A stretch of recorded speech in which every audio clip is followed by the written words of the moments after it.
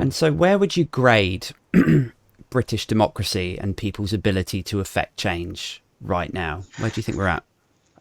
Well, that's a fascinating question. I mean, I honestly do think we're not one of the worst, obviously, right? There's an election going on in the Philippines right now, right? And that's a pretty bad place when it comes to like the quality of a democracy, you know. Hmm. However, the way that our democracy is set up to work, even though it is, just about still a democracy, is one that isn't very representative. And I was trying to think the other day, like who is represented in government, and it's really fascinating to think, like go through the list.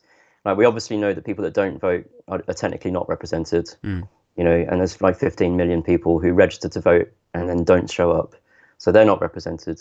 There are a lot of people that sit in safe seats. A safe seat is where your vote won't really affect the outcome.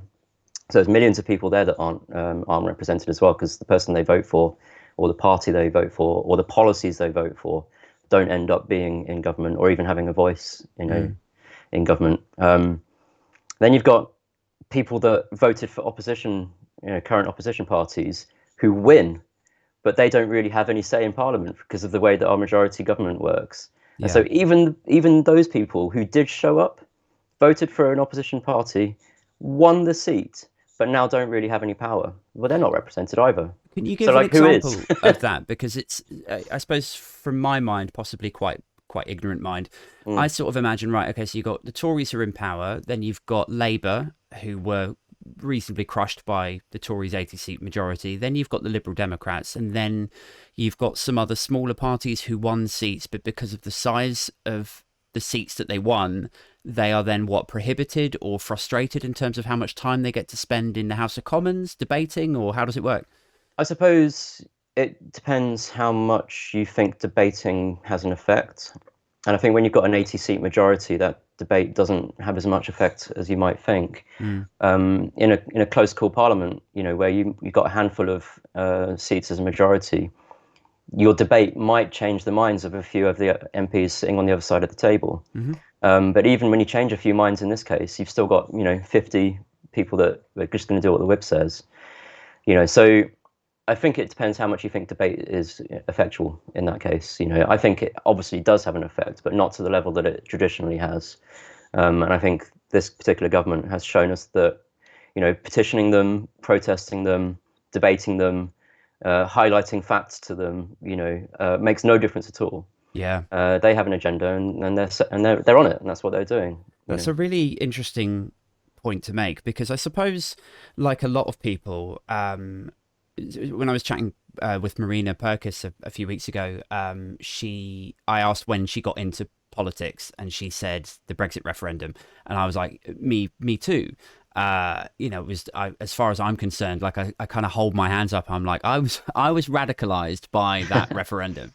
But I'm also sort of acutely aware that maybe politics wasn't always this bad, but it seems to me that when I watch parliamentary debates, or when I go searching or researching for videos or something, and I'm trying to see what people say in the House of Commons when they're discussing, for example, the Internal Markets Bill a couple of years ago, what the responses were.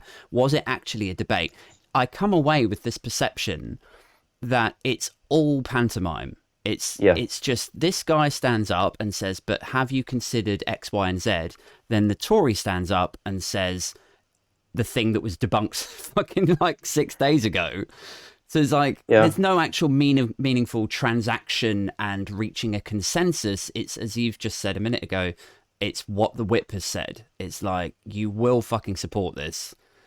I mean, Was it always this bad? I would say it's even worse than that at the moment, in that it's essentially all scripted, right? And I don't mean that they literally sit down and write a script together, but they all have they know what's going to come up. They know what questions are coming. They've already written answers to them.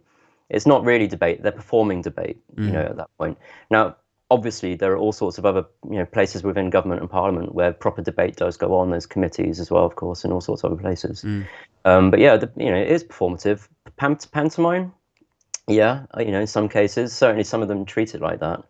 And I just can't imagine what it's like being someone sensible in that room. It just must be so frustrating. Like, why would you even show up some of the time? Yeah. So even those people, I think, are using it as a way to get their soundbite heard, that they can then go and use it on their own campaigning. And I get that. I completely get that, because they need to be able to say, look, I stood in Parliament and I said a thing on your behalf, and this is what I said, but even that is kind of like, well, if you're just saying things to make sure you get elected next time, without addressing the real issue of why what you're saying isn't being heard, and why you being there doesn't have an effect on the outcomes, then why are any of us really there? And I think, that then starts to talk about, how that is potentially a strategic thing happening, right? We are being basically taught that this doesn't matter.